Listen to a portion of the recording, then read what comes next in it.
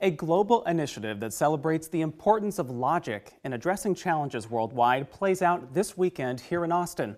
It is called World Logic Day. And today we have Chelsea Toler and Chris Fronda here in studio. They are the co-founders of Logic Try and the co-hosts of World Logic Day Austin. Chelsea and Chris, thank you so much for being here. We appreciate it. Thank you for having us. It's nice to have you. So let's just start by explaining what World Logic Day is and what people can expect this weekend. So World Logic Day was an initiative started by a Swiss logician to create a day to celebrate similar to the day for mathematics and other fields of science.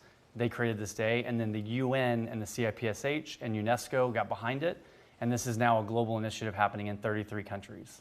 We are excited that here in Austin we're hosting the largest of the World Logic Days in the world. Our hope is to really bring new Austin, old Austin together and local and global community partners to celebrate logic as a category and impact and a safeguard against inequality. The largest in the country.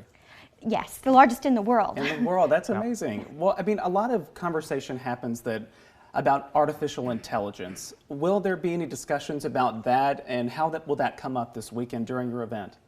So AI will be a central theme through the event, talking about the future of education in the face of AI, talking about the future of job, the future of innovation.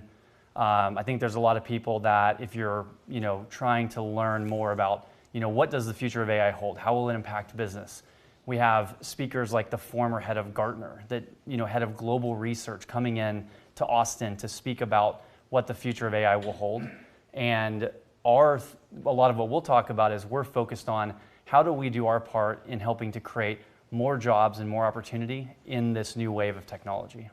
Very timely for sure. Now, other than AI, what other kinds of topics will be discussed at the event?